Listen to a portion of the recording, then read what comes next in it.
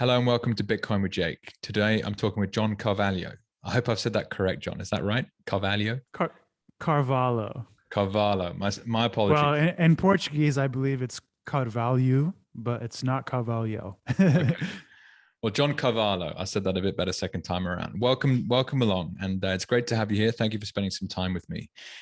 Could you give us a little introduction as to the projects you're involved in at the moment, so in this present day, so we have a brief summary of what you're up to at this point, and we'll then do a bit of a history, and we'll work out what brought us to today. Sure. So as you mentioned, my name is John Carvalho. I'm CEO at a company called Synonym. And basically, we're trying to make a software ecosystem that, addresses post-hyper Bitcoinization. So just trying to imagine what it would be like if Bitcoin already won, and what would all the systems be in applications and protocols in place. Which of those would we need to have to be able to, realize that goal? And so we make various applications and protocols, and we most recently released our kind of first major one, which is called Blocktank, which is an LSP service, which makes basically using and connecting to the Lightning Network easier for end users and businesses. Cool. There's going to be a shit ton of questions I want to ask you about all of that. We will get there, I promise to anyone listening. We like rewinding though, or I like rewinding and understanding what brought us to today. So John, could you teach me a bit about yourself? So where was home growing up, and perhaps you had some early interests in technology, or a couple of stories you might share that represent some of the challenges you overcome as a younger person. Sure. That's pretty wide. Yeah, very broad. I mean, I'll start somewhere at least. No, it's okay. So for example, so were you always interested in technology? So as a young boy growing up, did you imagine yourself as the founder of a technology company like you are today? Certainly not. I would say yes, I've always had technology part of my life, but it's not. I am not where I imagined I would end up. I would say I thought I was going to end up drawing comic books. That's probably where I thought I was going to end up. And tell me about that. So you were into comics as a younger guy. I mean, what was that a dream you had growing up? I mean, what was that about? I was into drawing as a kid, and that was, always a creative outlet. I think because my mother was also doing art related work. And my father was doing a lot of like landscaping and masonry, and so he was actually pretty creative about his work as well. And so I had that kind of as a theme in my family, and I was drawing from a young age and making up my own characters and making my own maps for early video games, and just kind of always, focusing on the artistic side of things. But I did always have technology part of my life extremely early. Even though my father was not a technical person, he was a mechanical person, and he was, into like dismantling engines for his car and not remantling, whatever the word is, putting them back to, reassembling, putting them back together, and modifying things. And so he did like hacking at machines. But he did, this also led to him having an interest in early technology. And so I always had like really, I guess, cutting edge like stuff in the house computer wise. Like we had like Texas Instruments and ColecoVision, and we weren't rich, but this was like more of a priority of interest for him. Like we had Pong and Tank and just stupid little electronic games, like, and things like this I was always getting exposed to them. And that included, like early computers. I quickly, wanted a computer when they became more popular. I think I started maybe on, I don't know, like Packard Bell computer using America Online and Prodigy Network. I remember installing my own, 14.4 baud modem, and things like that. Installing the first CD-ROM drive.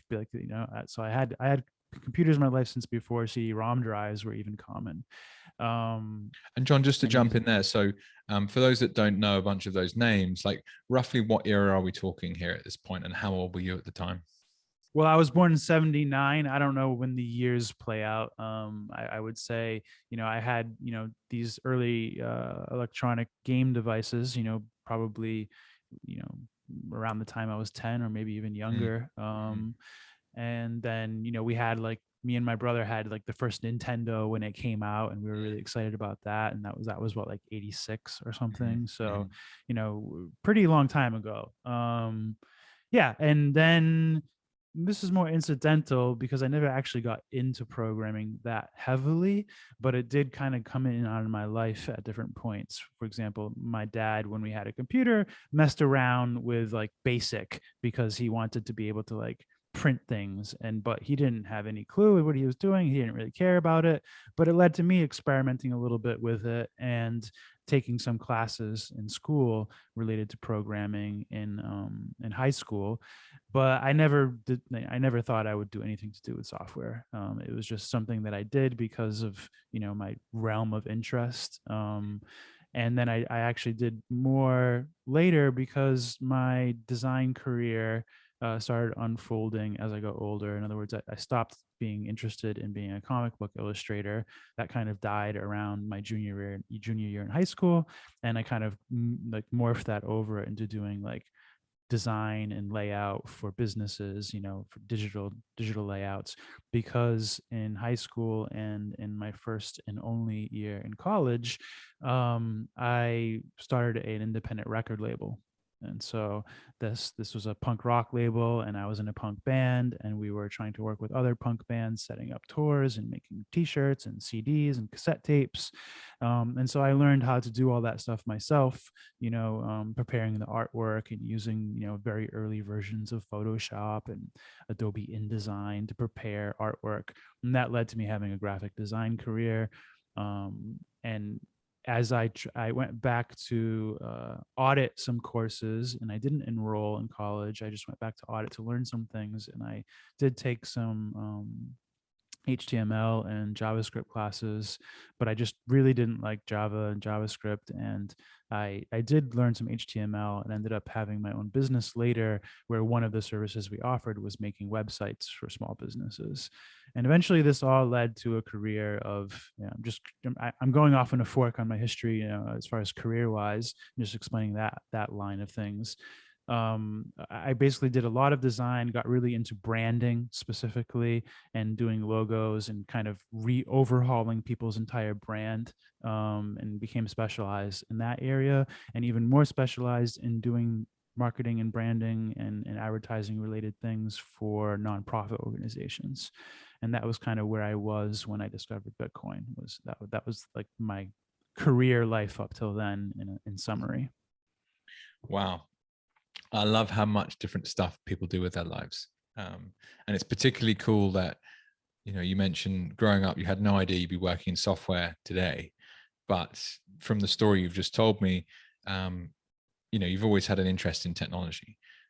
It's a leading question in a sense, because I asked you, did you ever, have an interest in technology? But you didn't necessarily know that by being passionate about these my subjects, brother and it I were was an always very interest. much into video games. I'll say that. Like Okay. that's like, I guess that counts as an interest in technology. But like I mentioned the Nintendo because that did lead to us. That was something that we did together. Was we would play a lot of video games together, and that later led, of course, to playing video games on computers. And there were times that we also played that. I mean, we were in like raiding guilds in World of Warcraft, and so we had that aspect of technology. I guess where technology bridged into design graphics was, I guess, where my interest was.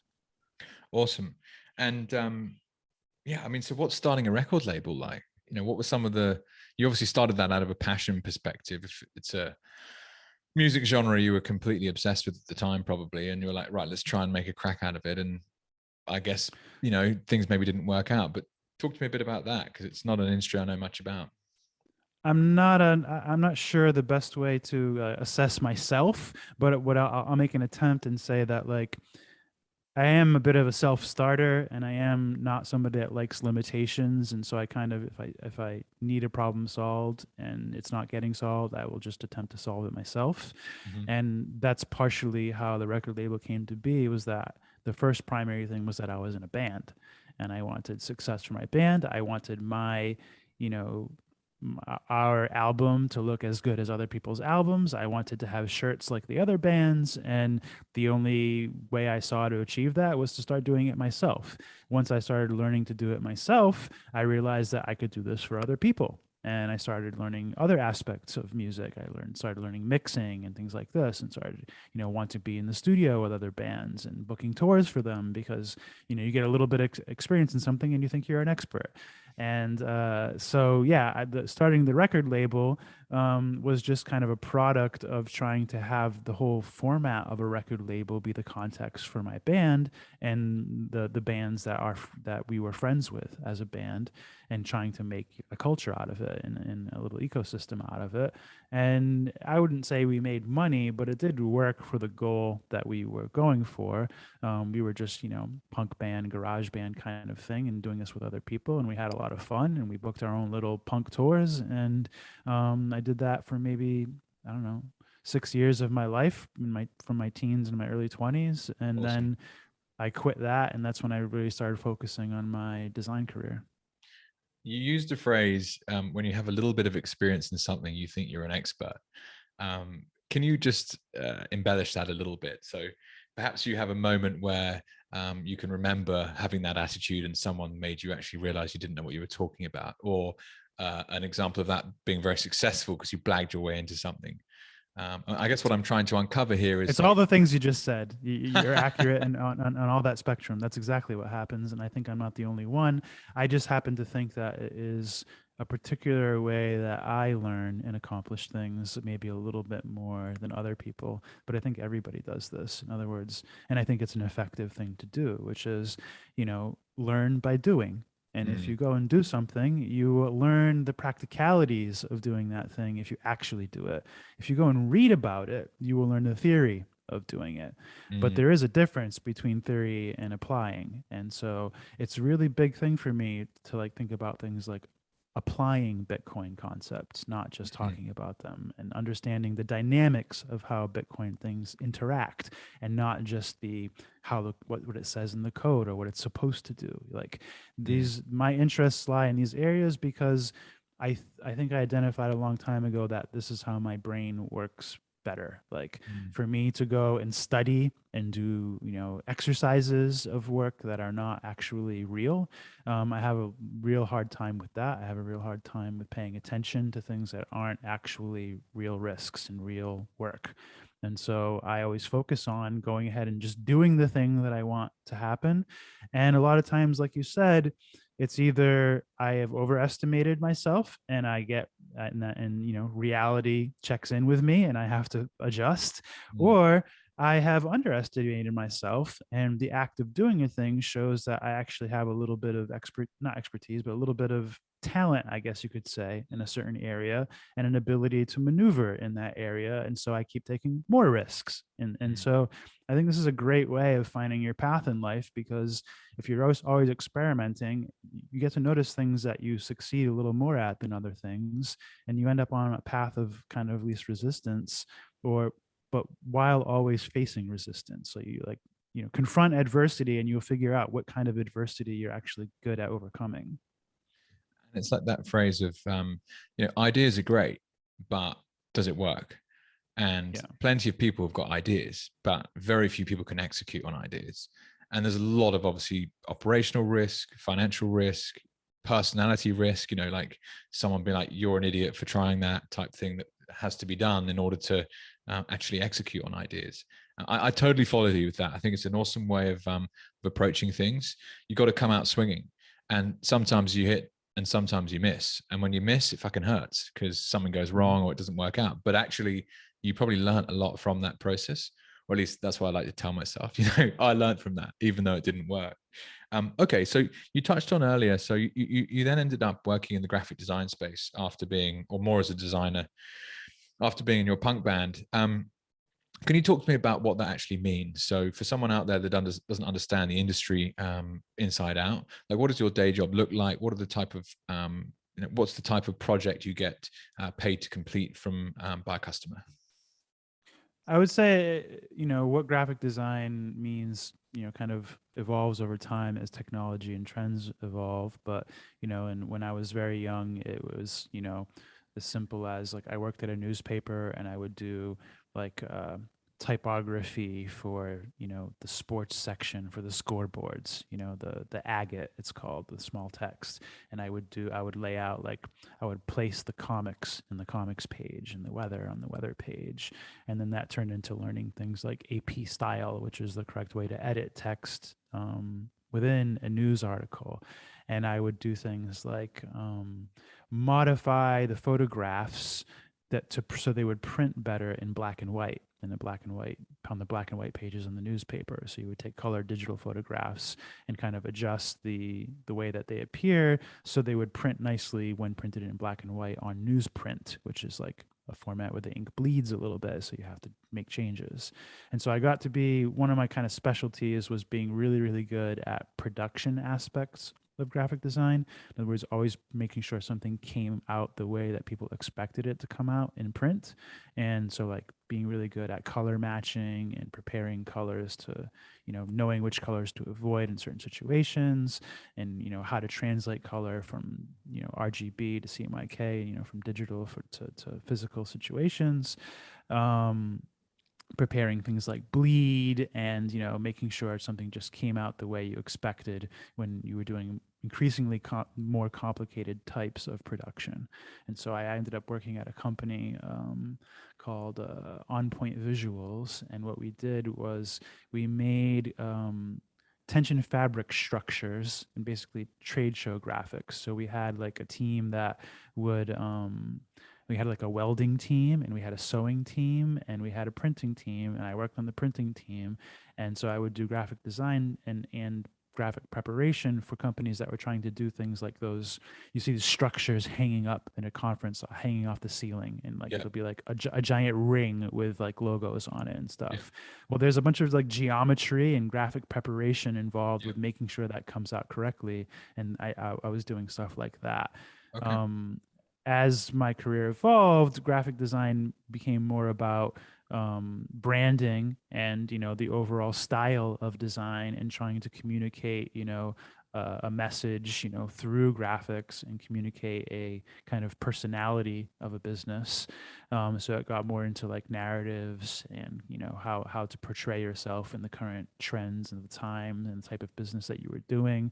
And that ended up morphing into, and honestly, throughout my whole career, I didn't really realize it till recently, but my whole career, really what I was doing was kind of products.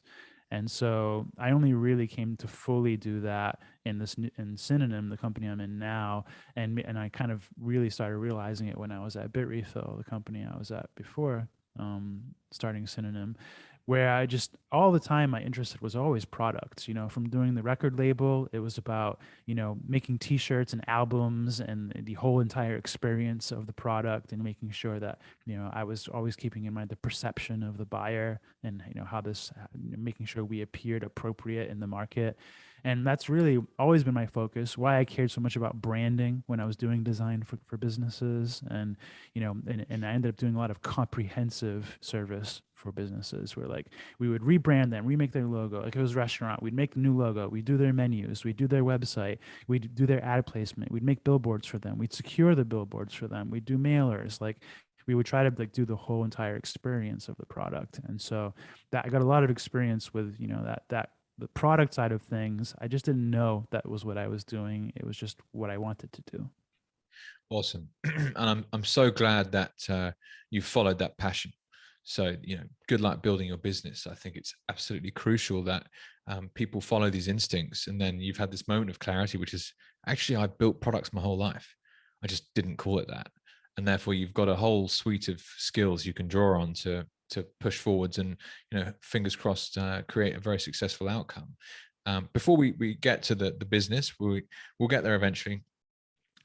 You touched on earlier the moment you came across Bitcoin. Let's get into that for a moment. And like when was it? This shady cryptocurrency that everyone says is a scam. A small parallel I had, I was curious about just now. When I think of branding, I'm by no means an expert, but you've got to touch, you've got to feel. And there's often like numerous different ways that people see a brand, whether that's, through a mobile phone or some kind of social media app or on a billboard, on a TV advert, or, on the back of a car or on a racing car. I don't know, right? There's many different routes to market, as you'll, I'm sure, know, in terms of how you, um, let's say, prime people before you sell your brand. Bitcoin obviously is a completely organic movement almost that hasn't ever employed a PR department or a branding expert. I'm intrigued. We can probably get into that later, but when you first came across Bitcoin as someone who's obviously passionate at building products and understands how things are sold to you, what was Bitcoin like in comparison? So before I answer that, you made me think of something else that would be a good Please, segue to this. go anywhere you want to go.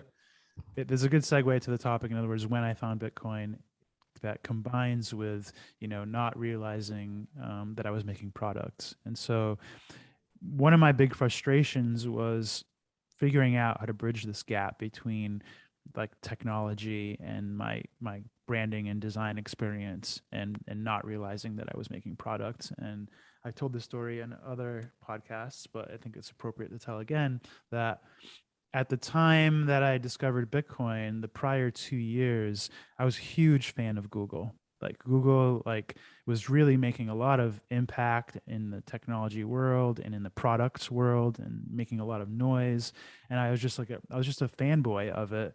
And I was like buying like Google Glass, and actually this was after Bitcoin probably. But I was just a fanboy of Google. But like the mystique around there was that if you wanted to work at Google, you had to basically be like a rare genius. They had this whole crazy interview process, and you had to have all kinds of skills. And I thought to myself, man, it really sucks that I'll never be able to get a job at Google. I would love to work there someday. I'd love to be able to have the power of being in that organization and creating the things that they're creating and impacting so many people. But like I'll never get a job there because I'm not a programmer. Like I'm not a developer, I'm not an engineer. Like they'll have no interest in me.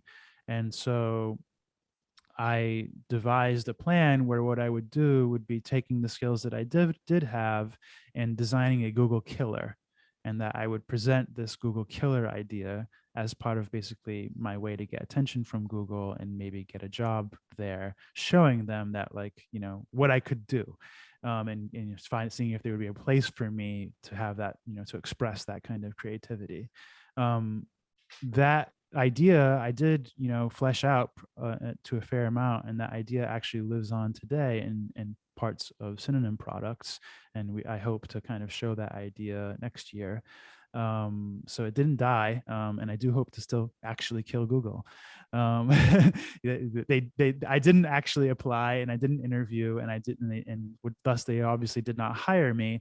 But I still have that little lingering desire, because since then Google has dropped their "don't be evil" and their creative kind of bent, and become something that really maybe should be killed. And so at the time, that's where I was in my life, was like thinking these kinds of things and feeling these kinds of ways about my Awesome. my experience. And I heard that there were people buying drugs online, and they were using this thing called Bitcoin to do it. There was a couple popular articles that really helped notify a lot of people about Bitcoin, and this was in 2012. And so in late summer and fall of 2012, I started researching Bitcoin and figuring out, okay, how the hell are people safely buying drugs online? Like this does not seem like, it seems like you would get caught. How are they accomplishing this? And so I bought some Bitcoin and I did it. And I bought weed a couple times online, and then I got really scared and I said, I'm not doing this. This is like, I just felt like, I'm going to get caught. But I ended up still remaining very into Bitcoin. And basically it's like getting bit by a vampire. Like I was bit. Like there was, and every day since then, I have just gone deeper and deeper and deeper into the rabbit hole, and Bitcoin has become a bigger and bigger part of my life. And that's like now it's almost 10 years now. And so I am in it now. And I was probably in it within deeply within a few months. And so I started like taking all the profits from my business and buying Bitcoin with it. I started, spending more and more time participating in the early Bitcoin community and IRC and the Bitcoin forums, this kind of stuff. And I just consumed everything I could. I was mining from home on GPUs and I was doing all kinds of things. I was actually mining Litecoin at the time because you couldn't really mine Bitcoin with GPUs already at that point because ASICs had come out in 2014. But yeah, I was experimenting with everything, learning everything I could, at least as everything I could as a non-engineer. And I continued to face the same problem. Like, how can I use my skills to become a Bitcoiner instead of becoming a Google employee? How can I like apply all the stuff? And for a long time, I couldn't find a way. And so, yeah, that's there's more to tell as far as what happened after that, but that is how I found Bitcoin. It was the Silk Road. I luckily got out of that situation before it got shut down, so I didn't like lose any Bitcoin. I wouldn't remember if I did it. Maybe I had like 0.1 BTC on there or something. I forgot about, like, it would have been $10 back then. Yeah, I figured it out. I got the bite that way and just kept going deeper since then. Wow. Well, I'd love to find out what happened next. I mean, 2012 compared to most of the conversations you hear today is, it's like Bitcoin was it's like a toddler, like my little daughter just next door. I mean, it was just tiny, tiny, tiny in its earliest of forms, earliest of days. It must be a very different beast today in comparison to what you remember 10 years ago. But I'd love to really harp on, not harp, that's the wrong word, but to chime on what you're saying there about, how can I use my skills to become a Bitcoiner? So you were faced with this question, and it was a question you'd previously wanted to apply to Google, which is an interesting kind of change in tack through your life. I mean, imagine if you had got into Google, who knows what might be the case today. How did you answer that question? And where did your skills come into play when it came to actually, being part of the Bitcoin community? Sure. First, I'll address that. As far as Bitcoin being a toddler and things being so different back then compared to today, I'll say that that's something I think everybody assumes. And yeah, sure, there are ways that I could agree with you and help portray that being true. But I think people really underestimate how small Bitcoin still is today. Like, the fact that you can pretty much reach any important person in Bitcoin on Bitcoin Twitter. Like, the fact that you can, the degrees of separation between Bitcoiners is maybe one or two. Like, it's still a very small community. The amount of people that actively participate in it and the difficulty that it takes to, like, move your way into the different, networks and cliques within Bitcoin. It's very low friction. It's very small. It's very accessible. So I would say don't ever feel like you're too late. Don't ever feel like you're too small. Like, you could have any stature you want to in Bitcoin. If you have the appropriate skills, you could have this very quickly if you actually put in the effort. And so it's hard to know the right way to apply it without having 10 years of experience, for example. But it is all very much there for you if you want it and if you're ready to take it. That said, so I first applied, this, like I spread it like a machine gun. I just did everything in Bitcoin. I traded, I participated in communities, I went into chat rooms. We had like a lot of people using TeamSpeak back then to do like live chat and audio, and I would join those communities. And I just did I mined, everything I could think of, I did it. And then eventually I ended up getting a divorce in 2016, and that led me to kind of basically having to start my life over in various ways. And at the same time, I decided that what I would do was I would buy my way into a project called Exotica, and this was basically a cam girl website that used Bitcoin only.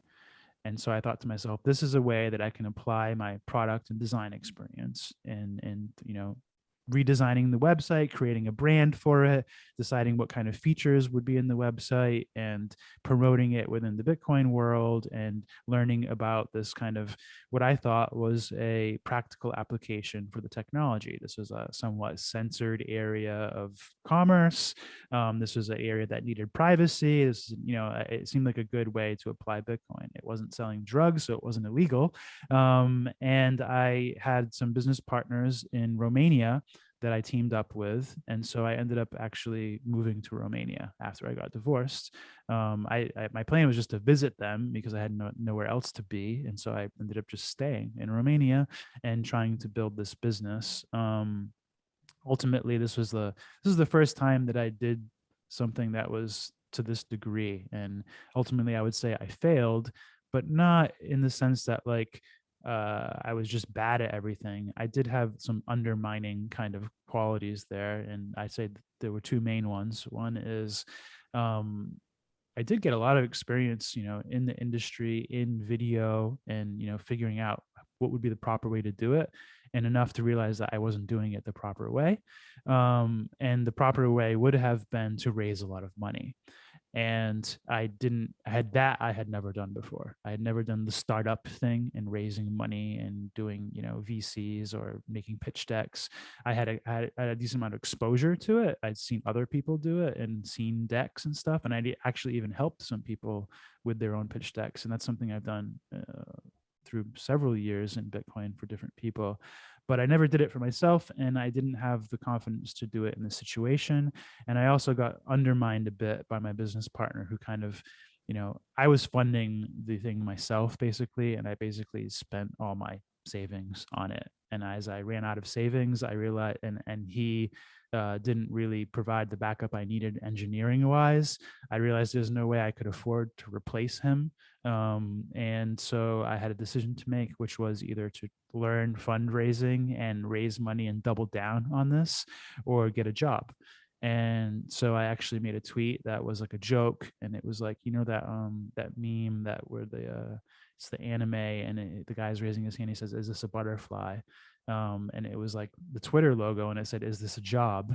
And it was kind of my indirect way of seeing if there was anybody in the Bitcoin Twitter world that wanted to give me a job, and just a way of kind of feeling out, if somebody would pick up that signal and make the decision for me. In other words, whether to raise money or get a job. And it worked. Sergey from Bitrefill DM'd me, and he said, "Hey, are you serious? Are you trying to look for a job?" And I said, "Yeah." He said, "Well, we're looking for somebody to help with, communications." And basically he was primarily looking for somebody to help with Twitter. That was how he noticed me, and he was interested in, how I dealt with things on Twitter, and I had a decent following. And I decided we agreed to kind of try it, and that led to me really like coming into my own into Bitcoin and products, because he basically gave me enough rope to hang myself. I ended up doing kind of any job that I wanted while I was there. This was, sometimes easier and sometimes more difficult, and sometimes he was okay with it and sometimes less okay with it. But ultimately, he did always give me enough rope to hang myself, and that's a situation that I thrive in. And so I was doing business development, I was making product features, and I created Asana and a whole task management system for the team, and I was just really doing everything I could to have an impact there. And eventually I kind of grew out of it because I was trying so hard to have an impact that I was trying to ask to do things and influence things that would just change the direction of the company, and it wasn't my company or my place to do that. And so as I got, bigger aspirations, I also had a connection to Paulo at Bitfinex and Tether, and I started sharing these aspirations with him. And we had some successes with doing business development between Bitrefill and Bitfinex. And so he entertained these ideas and agreed to them, and ended up, deciding to help fund what is now Synonym. Wow. Awesome. Oh, John, thank you for sharing all of that. It's oh yeah, I've got. Sorry, it's a bit of a rant. I went all over the place, not a but rant. just It's not a stream rant of consciousness, No, it's real. This is what happened, and the idea of coming into your own, like, how cool. Like, you found a bit of traction personally, emotionally, in a company, fucking bang, and you started creating, and that led to what is now your business. Before we get there, I want to just touch on, you mentioned you got divorced. You can share as little or as much as you want. Obviously, that's totally up to you, but it strikes me as interesting that you would have gone through something very emotional on a personal level to up sticks and move to Romania and start a company. Not many people would do that, I don't think. Would you be willing to share a little bit about like why you think that happened? And what I'm interested in really is like people's characteristics, basically. What is the type of personality that ultimately gets drawn into being in Bitcoin and building companies in the Bitcoin space? And you've already mentioned a bunch of things that I think are really important, such as learn by doing. Like, that's really what you went out and did when you got into the Bitcoin space. You did a bit of everything to try and work out where your heart really lay. Yeah. So just, if you would be willing, how'd you come you ended up in Romania? How did that all play out? Sure. So I've moved a lot of times in my life, and I've kind of started over entirely several times, as I think of that, at least. And I just like, I guess, like, I feel like a lot of times I get to a point in my life where like the story is over and I need to like continue my story. And so when I was in the band in my hometown and I, quit that band, it was not a very amicable, split. There was tension there, and there were problems, and there were reasons that I quit. And the reason was not that I stopped enjoying playing music. That was not the reason. And so when I did that, I kind of assessed my situation in my hometown. I realized now that I don't have this, I don't have any reason to be here anymore. Like, I didn't have like a girlfriend that I wanted to like I don't remember if I was single or not the day I did that, but I certainly didn't have a reason to stay because of love. I didn't have a reason to stay. My whole family was there, but I had already moved out like as soon as I graduated high school, and I was kind of doing my own thing. And I don't know, I didn't want to be a part of the community of people that I had with the band anymore. And I just felt like there was nothing there that anybody could do for me, and nothing there that I could do for myself anymore. And so I got a job in Boston and moved to Boston. And so that was like, I started over there. And in Boston, I tried to see if that was what was for me. And then I got aspirational and saw an opportunity to basically uh, get a much better position at that company I told you about doing the trade show graphics, where I identified that my boss was not willing to move to Florida, which is something that the owners wanted to do with the art department. They wanted to move the whole thing to Florida. And so I identified this, and I told them that if they made me the boss and relocated me, that I would go to Florida, because I had already like disrupted my life moving from my hometown to Boston, and I didn't really make any roots in the couple of years that I was in Boston. It's a very like big city, and it's hard to like establish a community when you keep moving. This is something that has become a theme for me. And I said, hey, I'll move to Florida. Why not? And so I moved to Florida, and that was like the next time I started my life over in a way. But there, I did manage to make a little bit of a community for myself by, starting my own business after I left that job, which is a whole other story. But an interesting one. But I left that job and started my own business there.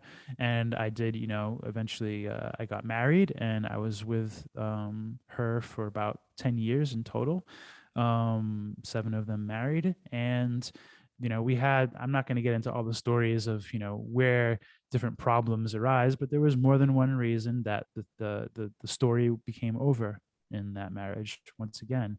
And one of the reasons was that I actually ended up realizing that the town we lived in was just not good for me culturally. Like, I was not happy there. And we had made some agreements to move to Seattle, which was a place that I really liked, that we had visited a few times. At least back then. I don't know that I would like it today. The culture seems to have shifted a bit. But but that got delayed and didn't happen for various reasons. And so I remained unhappy for, you know, where I lived in the community that I was in. I just didn't feel like it was a lot of like older people, and, you know, it was just, I wanted to do things like with Bitcoin, like more technical stuff. I had no peers, you know. And I had a decision also to make where the only way to grow my, like, I did really well with the business that I was running, and the only way that I could grow it further would have been to move to a metropolitan area like Jacksonville. And I didn't like Jacksonville, and I did make some attempts to kind of integrate there. Like, I got back into music and started making like beats and stuff, and so I started working with like rappers and trying to do like, you know, songs, and I made a home studio, and people would come record at the home studio. But I don't know, I just didn't really connect, and it didn't really, and I ended up getting divorced. So I was like, okay, I don't really want to live in Florida anymore anyway. I had already wound down the business entirely because of Bitcoin. And so I could focus on Bitcoin 100%. I literally like wound down the business, found new providers for my customers, and stopped the business entirely just for Bitcoin. And so I was like, okay, why am I here? Like, I didn't want to be here. I wanted to leave. I am divorced. And so time to start over again. And in the middle of that, you know, I had also started getting involved with the video streaming website. And so I thought, okay, I'm going to go to Seattle anyway. And I'm going to, you know, I'm going to travel the US for a while. Since I had like, we got divorced, and, you know, my part of the settlement was to get money, and, you know, her part was to get the house and the car and the stuff, and money. And so I took, you know, what I had, and I unfortunately waited a long time to repurchase the Bitcoin, and that ended up also hurting me, because I had to like convert the cash of my value to cash to be able to like have a fixed value to settle the divorce. Wow. Yeah. And maybe too much detail there, but anyway, I traveled. I traveled for a while, and I ended up in Seattle. I traveled for maybe 3 months and went to different Bitcoin, you know, conferences and things like this. And I was in Seattle, and I thought to myself, it's so fucking expensive here. I don't know anybody. Like, why? I don't think I stayed for maybe 2 or 3 weeks, and I said, you know, I don't think this is a good idea. I'm going to go to Romania and visit, you know, my friends there. And so I did that, and like Romania is like super inexpensive, and it was just fun to be able to be like working with these guys and working on this product. And I just ended up staying. I did move a few times within Romania. So again, I haven't really stayed anywhere long enough to really make roots since Florida. But I did stay in Romania for 4 years, and then I left last year, and now I'm in Portugal. And so, yeah, Cool. I'm not sure if I missed your whole question there, but yeah, No. Well, I was asking about, you know, divorce is obviously not an easy thing to go through. Like breakups as an adult, I can only imagine how hard it must be. Breaking up as a teenager with someone was fucking awful. So, you know, it is what it is, right? I'm just intrigued as to how people react to adversity. Essentially, that's what I'm trying to get to. And I loved your story. Like, you know, share as much as you want. I mean, people, we're very resilient. But like at the time we don't feel resilient, we feel fucked. We're like, I feel like shit. I have a couple learnings to share that are related. One would be like, I remember being young and breaking up feeling like shit and being such a big deal. Like, yeah, that's true. I think it's probably true for a lot of people, but not true for everyone. And I'll say as I get older, it becomes more difficult to get that tightly connected with someone, and that thus it makes breaking up a lot easier when it does happen. Not that it's easy or feels good, but it's not the same as when you're a teenager or in your 20s. But I'll say this about divorce, that when you're with someone, anyone for that amount of time, even when you both agree that it's over and there's really nothing left to do, and basically you both say, yes, the story is over, like we did, you know, all the things that we were ever going to do together that we should have, and it's time to stop.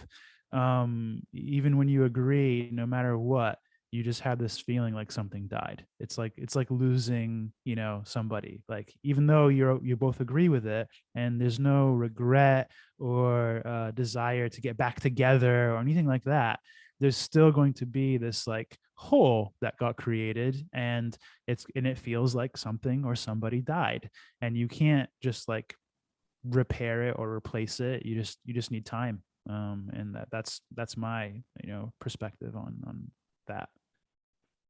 Yeah, well, it's well, thank you for sharing. It's the straight up, my comment to that. It's not easy. I mean, we've obviously never met in person. We don't know each other at all. And what I'm really keen to learn about people is, as I mentioned, people's personalities, and that's often about difficult parts of people's lives as much as the easier parts. So no, I really appreciate you sharing that with me. Thank you.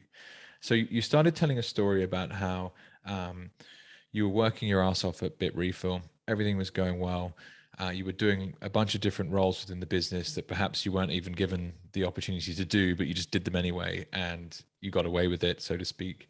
And then you were doing some stuff with Bitfinex. Firstly, could you just teach us a little bit about what Bitrefill do, a little bit about what Bitfinex do, and then the importance of meeting interesting people within an industry that are then willing to back you as an entrepreneur with your ideas? So how did you become friends with, you mentioned Paolo, who I assume is an early stage investor in Synonym now. Like, how did that friendship develop over time? So Bitrefill is a company that sells gift cards and phone refills for Bitcoin and crypto. And so that was, my interest to work for them was that I knew a lot about Bitcoin. I had connections in Bitcoin, knew a little about communications. And so I became the chief communications officer at Bitrefill. And Bitrefill was also one of the earliest companies to fully embrace Lightning Network technology. So they were accepting Lightning Network, and they were also doing things very similar to our product at Synonym, Block Tank. They have a product called Thor, and Thor was basically another way to buy Lightning Network connections, and had very similar, capabilities to what I'm trying to do today with this product. And so I headed up promoting that aspect of Bitrefill, and getting features related to these things into the Bitrefill product and website, and as well as several features. Um,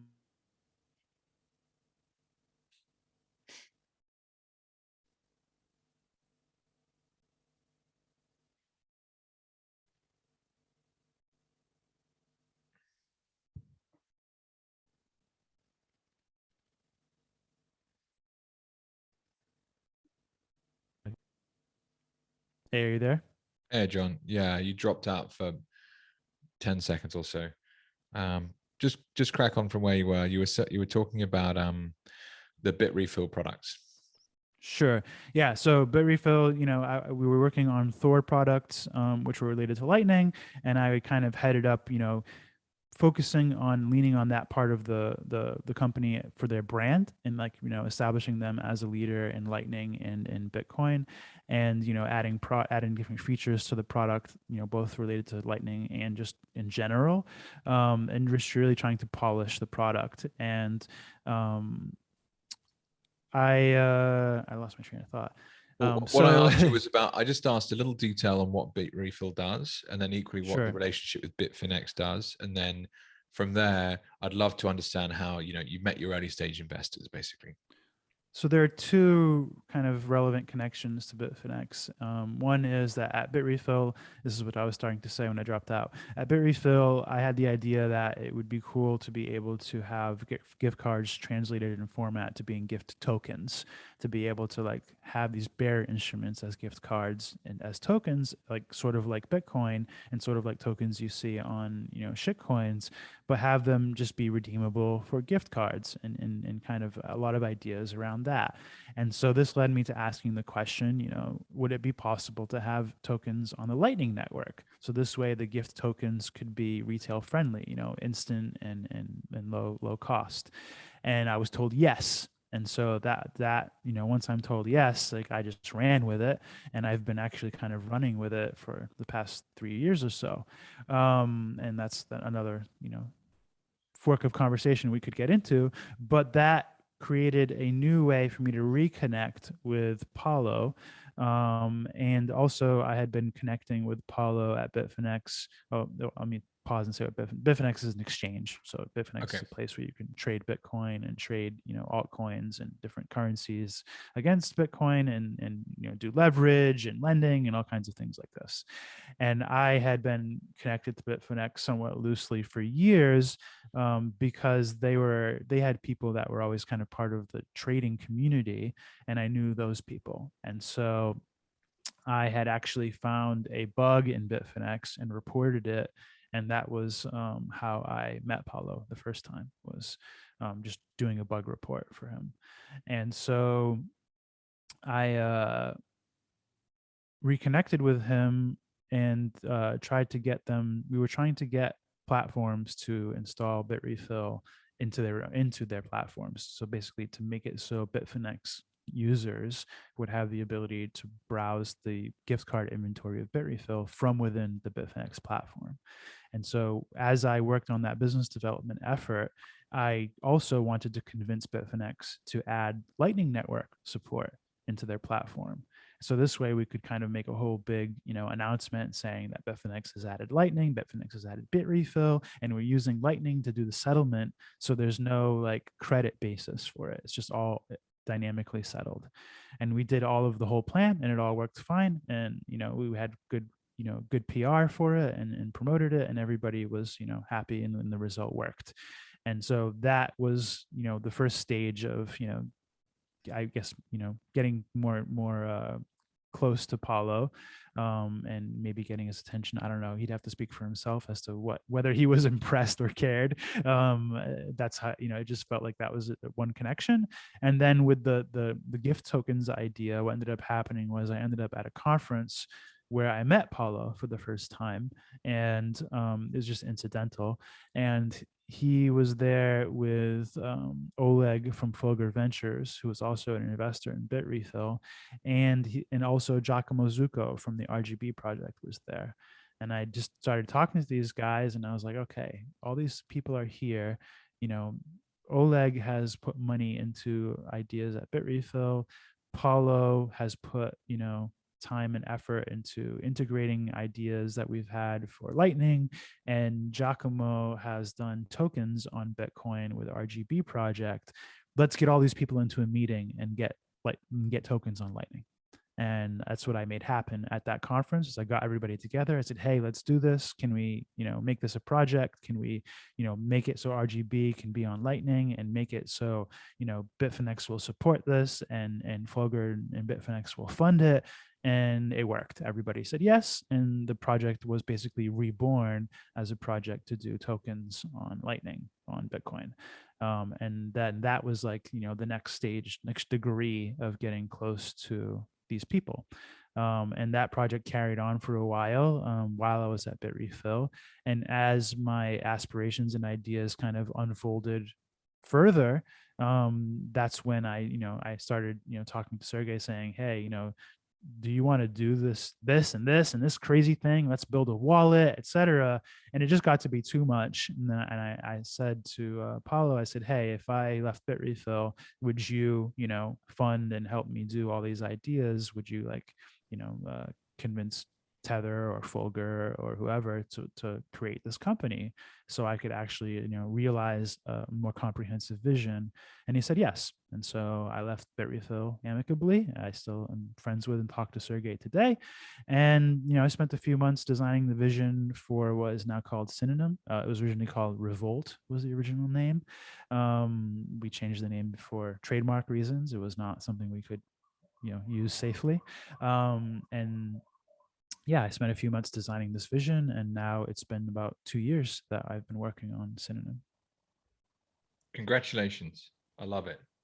It's well, entrepreneurs come in all shapes and sizes, and all you really need is one person to believe in you. The kind of venture capital space is very effective at marketing itself. For entrepreneurs, come and join our accelerated program, or apply to our fund, and they basically just have these huge deal flow funnels that are like sucking up ideas left, right, and center, and a very small portion of them get funded. if anything. Well, a funny part of this is I never actually did the formal fundraising thing even today. That's what I'm I highlighting. avoided it from Yeah. the beginning till now. No, I think that's a very, very shrewd thing to have done, right? The probability of going through like that kind of the way that they promote you to approach them, it actually it took. Well, I mean, if Paolo is one of your early stage investors, he's seen you operate in a project he's been very closely involved in for a year or however long it was. You actually made a success of what was initially an idea, and that's as good a trial run for investing in an early stage equity position as you can ask for, right? And that's what's so cool. It was an organic process that took you to realizing these goals, and that's what I'm saying. Congratulations, it's fucking awesome. Thank you, sir. So teach us a bit more about Synonym. You've talked about putting tokens on Lightning. What does that mean? So I'm maybe even a non-Bitcoin user. How might I use these products in real life? So I think it's important to keep in mind that, because there's been a little bit of misconception as the technology unfolds, that Synonym does not create token technology. Like we've researched it, and basically we've created situation. I've personally done my best, and I was probably the first and only pioneer of trying to get Lightning tokens to work with the Lightning Network. And essentially this is an effort to say, I want this bearer instrument format, the ability for somebody to hold their own IOU and use it in a cheap and instant way in a retail situation. I want them to be able to have gift cards 2.0, and that concept has evolved. I could elaborate more on my thoughts about tokens and where their place is in the Bitcoin economy. I've matured that a bit beyond just gift tokens, but it's just important to note that like we didn't make Omnibolt, which is token technology that we demonstrated a couple months ago or a month ago. I forget how long. We didn't make RGB. We didn't even invent RGB. In other words, I just helped steer funding to it so that they could develop it more. With Omnibolt, we helped steer interest to it to try to implement it and see it be implemented in a wallet. But we haven't finalized exactly what we'll support for technology in our own products, so much as I know that the outcome I want is that our users are able to use tokens in the most practical way that they can as a credit instrument in addition to using Bitcoin in all of the ways that you can use Bitcoin, whether it be on chain or Lightning or whatever.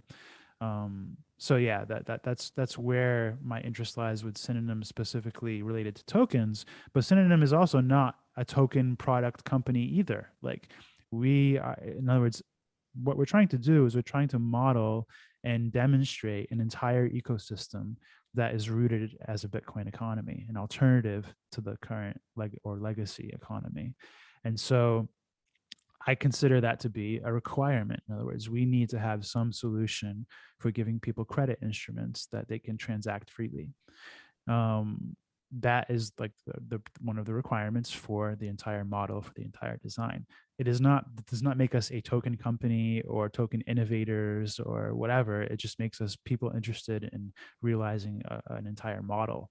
And so that is one aspect of our interest and one aspect of the ecosystem we're trying to build. We're not building that aspect so much as deciding how to incorporate it into the ecosystem. The only protocol that we're building that is, not from the outside is called /tags. And this is basically a method of reorganizing the web and network authentication to use key pairs. So much like how you use key pairs to control your Bitcoin, we want to use key pairs to control all of your autonomy within a digital environment. And so this is something that we also consider a requirement. Some people would call it identity, sort of like how there are some projects like Ion and other people trying to do like decentralized identity. I consider decentralized identity to be one use case or application of /tags technology, but not the only one. So I would say what we're doing differently with /tags is our approach is we're just trying to be able to apply any sort of abstraction to a key. This could be metadata, ratings, contact information, it could be a reputation, it could be, access control, whatever you want. But basically, there are different dimensions to data that can be reflected digitally that I want people to be able to do and anchor this to keys for, access control or authentication. And so we're doing a lot of different realms there. And the ultimate goal there is to establish the concept of a web of trust, which would be a new way to do the web and a new way to do social, commerce together through these kind of relative mutual networks that are defined by their metadata.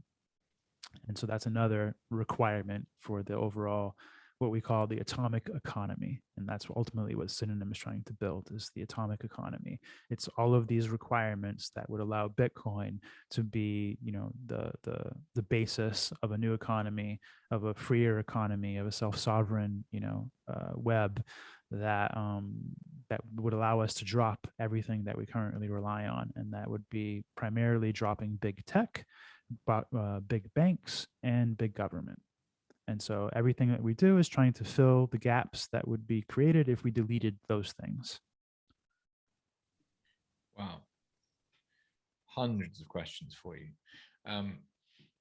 We'll circle back to the point I'm thinking at this point. So just to keep things really basic, so how does your company make money today? I say two things. One, our charge isn't necessarily to make money, despite that fact that we are a company, not a nonprofit organization. We're not a FOSS organization in any technical sense, but we're kind of all these things. Yes, I have plans for how to make money, and but everything we do is meant to be as a demonstration of how everybody else could and should do what is necessary to facilitate this atomic economy concept. And so when we make BlockTank, our LSP service, we open source the entire stack, but we also run this service to show people this is how you run an LSP service. And now you can buy Lightning connections from us, and you can see how we present this to people, how it can be integrated with platforms, and we will integrate it with platforms, and we'll just continue to demonstrate the way to do this in this economy until competitors arise, and we'll see what happens. Because if we're right about the whole design, it should draw competition in all facets. And I think competition is proof of the efficacy of a model. And so we encourage competition. We will assist competition. And we encourage competition to improve our software with us and both cooperate and compete. And I consider this to be a very fundamental aspect of human nature, the dichotomy between cooperation and competition. And this co-opetition is like our purpose as humans and the purpose of the atomic economy. And it's just to facilitate this in the most efficient way as possible, this dynamic.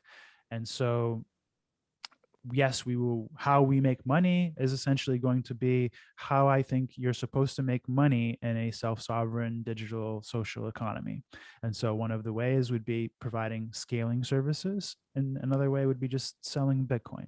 And so on the selling Bitcoin aspect, we will come out with a mobile wallet later this year, a mobile app that will show like how we think, the current best optimal user experience would look like for Bitcoin, for Lightning, for slash tags, and ideally for tokens, assuming there is a fully baked protocol worth including by the time that we need it to be ready. And we will show this kind of comprehensive user experience and how we think it would be presented in this kind of toolkit, for Bitcoin and as a mobile app. And in there, we'll eventually add the ability to just buy Bitcoin. And that will be one way to make money, is just selling Bitcoin to people. Maybe selling Tether to people as well, like credit, basically credit tokens. Maybe gift tokens if Bitrefill is feeling, experimental and on board with the old vision. Either way, we'll that's one way to make money, is just selling digital resources to people. And the other one I mentioned is scaling. And so in a kind of decentralized social economy that isn't, monopolized, the way to provide service is still going to be convenience. Digital convenience can be anything from, making files more accessible through like, types of cloud storage or CDN services, like a Dropbox or equivalent or something, or making connectivity more AWS possible equivalent, something like that. through yeah, or like the LSP we have, like making connectivity better, so it's almost like an ISP concept. Okay. Or making scaling better. In other words, I want to have Twitter, but I don't want Twitter to have a walled garden and be able to delete me. I want to have it so I create the data, and that data is portable, and somebody else serves it, and that service is a service. Like, in other words, so either I'm paying them to serve my data, or people are paying them to retrieve my data. There's an actual, commercial interaction between people, instead of solely relying on advertising or data collection as a means of profit. And but those would also remain means of profit. In other words, people always want to be informing others about new services and new products, so advertising is still a way to a problem to continue to facilitate somehow in a decentralized economy. And as is, I wouldn't say data collection so much as data curation. And so curation is another sort of scaling service that can be provided. You have a broader view. If you have a broader view and better capability of sorting through all the noise and curating it in a way that is useful to users, you should be able to get those users to pay for that curation. And that's essentially what's happening with things like, say, Netflix. Like, they curate a bunch of content about movies. They even fund some of the content, and then you provide them a monthly fee so they can serve that content to you. So they're providing scaling from the data, scaling from the bandwidth, scaling from the resources of funding the movies, from curating the movies, categorizing them all. It's just a bunch of services combined, but there's no necessity that these things be like monopolized. Like, there's no reason that these things can't be more interoperable. And so that's what we're trying to build. Is we're trying to build a highly interoperable, highly capable of being decentralized environment, this atomic economy. But it doesn't mean that we're going to like delete centralization. There's just always, or trust, there's always convenience that comes with trust. And so thus people just need better ways to measure the trust and apply the trust in more interoperable ways. Interesting. My brain's firing. I have to say, I didn't fully follow exactly where your head was at until you started explaining some of these more recent points. And that's what these conversations are all about, right? Is learning as you go through and really trying to understand what you're doing. And initially what it sounded like is you're basically setting a vision and helping other people understand that vision, and therefore enabling them to go and actually achieve it. So I like that idea of like the kind of the maze theory. So when you're developing an idea, where do you want to get to? Right, you stick that knife in the ground. You say, we want to get there. Okay, cool. Well, let's work backwards and work out how we get there. So in some senses, you've done a whole heap of work to say, right, this is what we think the future is. And you use the description of the web of trust, which we can dig into more about what that means. And I was then thinking, well, how do you make money from selling visions to people, in a sense? Like, and you've obviously you've thought through this, and you've gone on to explain more about how to survive in the meantime before this vision is actually achieved. And you're right. There's so much problems. There's so many problems by the digital ecosystem that exists today, right? Our mobile phones are developed by extremely centralized companies that are spying on us and selling our data to people that we don't necessarily even know about. We're being manipulated from lots of different angles. We are the user, we are the product, we are not the customer in the vast majority of situations. And is that a good thing? I'm not so sure. And there are disbenefits and benefits all over the place. But I love that you've sat down and actually gone, well, hang on. And you said this at the very start of the conversation. If hyper-Bitcoinization, does happen, and when it's achieved, what does that world look like? Let's start building for that today. So I'm absolutely fascinated by where your head's at, and I'd love to learn some more. Can you dig into more details of what you mean by the web of trust and how that might be different to how we exist today? Sure. So web of trust is actually a literal concept that exists since before Synonym. It is a design pattern for taking keys and using these keys to sign attestations about with information about other keys. And so it's basically a way of tracking a database of, you could say, reviews of other users of the database. And so if and you can go and look up online something called the Bitcoin OTC Web of Trust, and this is where I first heard of the concept. This is how Bitcoiners used to trade Bitcoin before exchanges existed. And so what you would do is you would register your key with the database. It was a centralized database, but they would publish the database continuously. So you could always download the latest version of the database. So there's some accountability for the integrity of the database. You could see if they changed the history if you kept all the copies. But you would basically register a key with this database. You would sign a message proving that you owned that key, and then you would be able to sign messages and attribute them to other keys. And the messages that it would support would just be raw text and a rating of -10 between -10 and +10. And so you would say, oh, I traded with Joe today and it went really smoothly, +10. I trust Joe. And then, or you might say +1.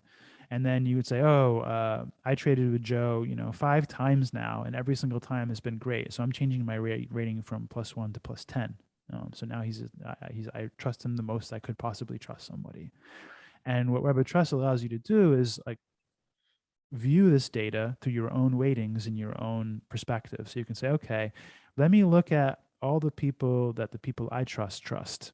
And now let me assign some indirect or transitive trust to those people, because if all the people that I give a 10 rating to, I want to also trust all the people they give a 10 rating to.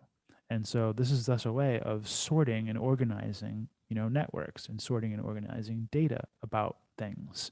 And if you apply this concept to pretty much anything and everything, you can create a multi-dimensional web of trust, which would be basically a new way of using the World Wide Web or the internet itself, a new way of organizing society itself, digitally at least. And so you could say, okay, like I will make a different web of trust for every different unique concept that I choose, and I will weight every item the way I choose in order to view the network in different perspectives and assign permissions to these perspectives. So I could say, okay, let's say all the people that I rate, I don't rate them as +10 anymore. That's too simple.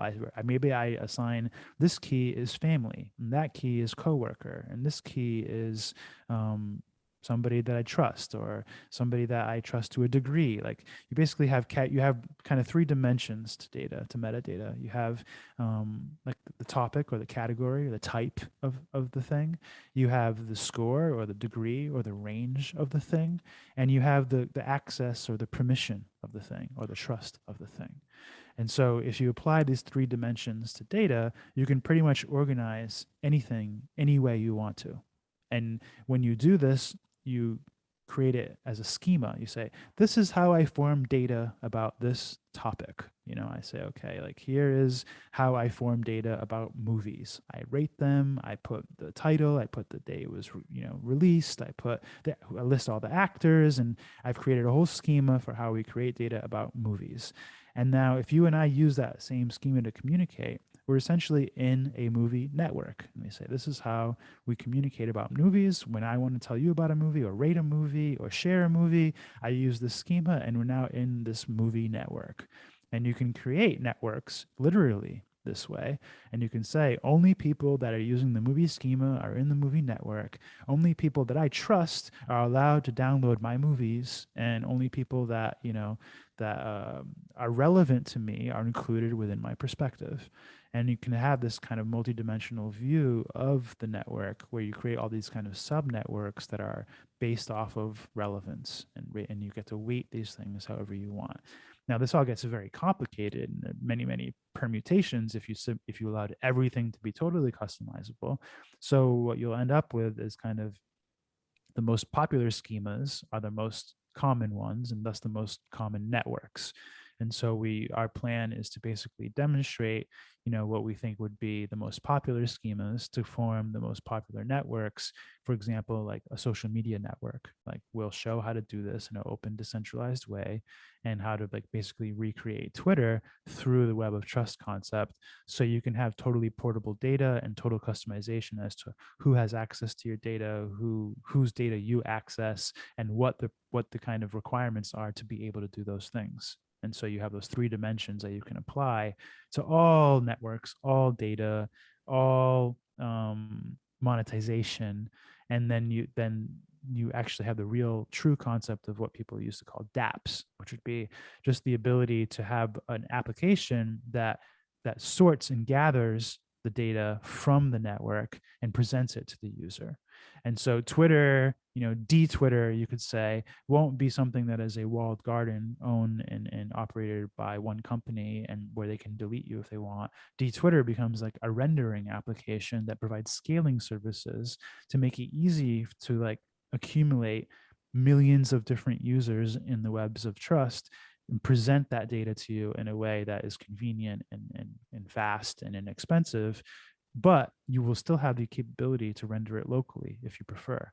You just actually need the capability to do that. You need to choose who you follow, download their feeds, view them in your own computer.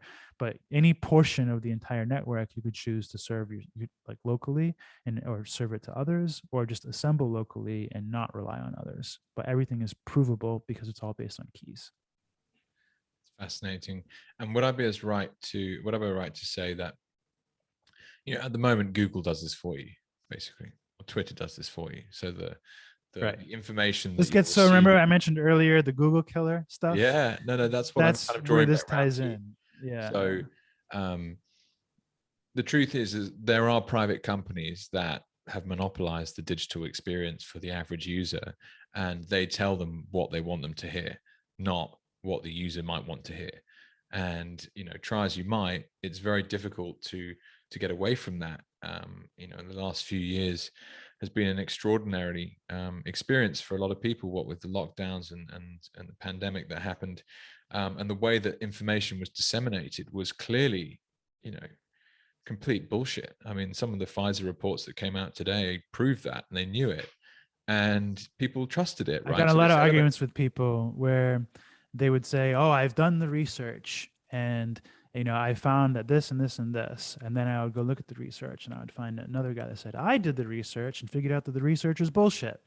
And this research is this and this and this." yeah, And I ultimately came to the decision that I was like, look, our web of trust, our way of like propagating what is real and what is true is like totally flawed. Like I have no confidence in anybody on the internet. Like I don't care. I never heard of this doctor. I don't know if he's a quack. I don't know if he's corrupt. I don't know anything about this guy. And everybody was like parading these guys around like, oh, this guy's the expert. This guy knows. Oh, and then another guy would say, well, this guy is the expert and he says the opposite. It's like, I never heard any of these people. You all might as well be clowns and homeless people I met on the street. Like, there's no difference between you and the guy who just like bagged my groceries to me. Like, literally, I have no way to know anything about you. I can go and do research, but do I have the time to go and research every single fucking thing on the internet that I might care about? No. And people don't do that, and they lie to themselves, and they pretend, and they signal with overconfidence as if they have the truth, as if they have confidence, when really everybody is just totally like just, I don't know, posturing. And so web of trust and actually establishing a line of reputation, a sort of sequence, a chain of it to be able to like trail back to things, I think would make it a lot easier for people to weight these things and decide for themselves what perspective they want to take. Like if I can say, okay, I only want to listen to COVID news from people that I trust, and only from if it's from people they trust, and only if they have XYZ credentials. And those XYZ credentials are verified by this type of people that they trust. And you just have to have all this constant association that of relevance that fits your values, And I'm just thinking of like elements of other products that might be valid here. So the sharing economy has been an interesting innovation in the last 10 years. You look at the success of something like Airbnb. to fake reviews on Airbnb is really hard, because you have to have guests go to your physical location, stay in your physical place, and then write physical bad reviews as users.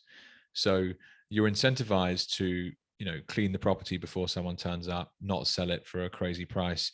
And as a result, when I use Airbnb and I look at the reviews, I can tell pretty quickly, at least this is how my experience feels. It could be completely wrong, of course, but you can tell pretty quickly if it's a well-managed property that's a decent place to stay.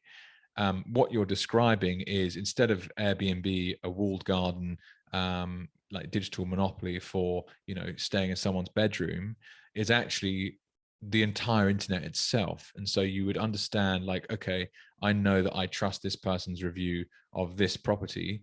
Well, what else do they trust? Okay, cool. Well, they actually trust this doctor that tells them about whatever because they had certain experience. And the whole thing would, am I right in thinking this? It's like a kind of spider's web that would mesh together. And, there's Pretty certain much. things You have to be careful, because a lot of people will say, "Oh, but John, your model will be Sybil attacked." And I say, "No, you misunderstand the model." Like, the problem is that right now, like, for example, reviews on Amazon are highly Sybil attacked, and this is because Amazon does a poor job of curating, who gets to get seen by their users in their reviews, because Amazon just wants all the reviews to be 5-star, and they want everybody to buy everything. So they don't have a lot of incentive to, like, really show differentiation. And Amazon happens to warehouse and sell a lot of the products themselves. So they have now distorted incentives about which reviews to allow that are bad for which things.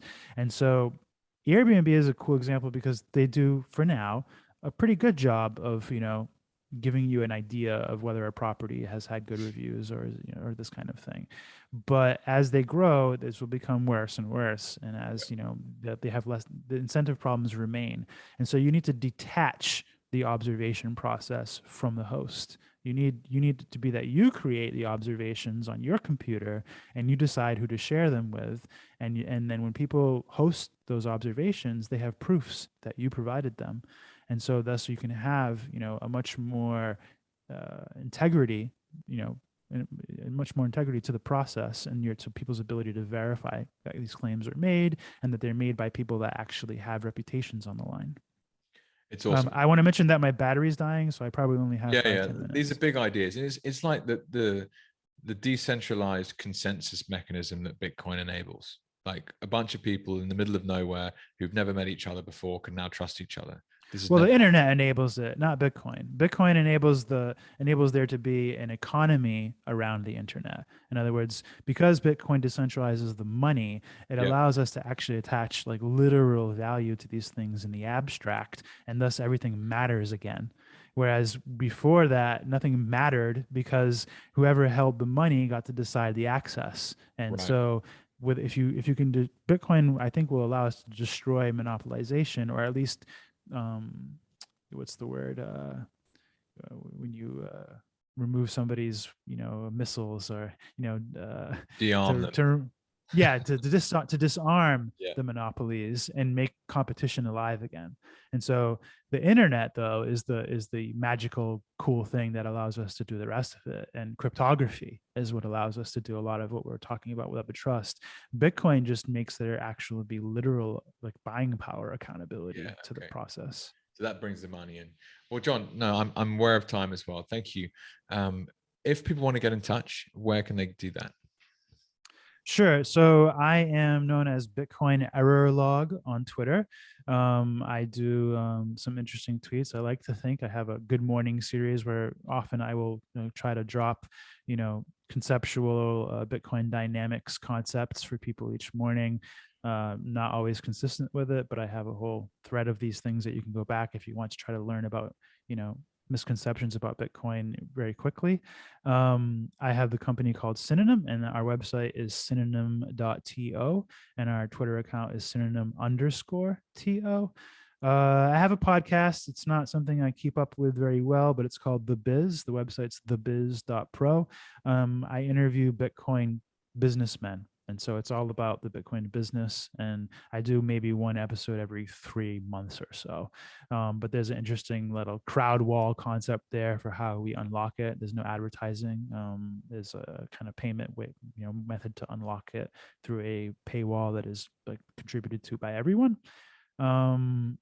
Yeah, that's pretty much everything. I hope that you guys will check out Synonym and keep an eye out for our upcoming products, particularly our wallet, which will come out later this year.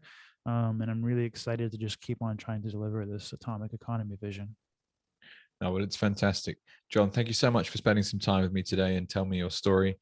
I look forward to watching everything succeed that you're working on, and good luck with everything. Thanks so much for your time.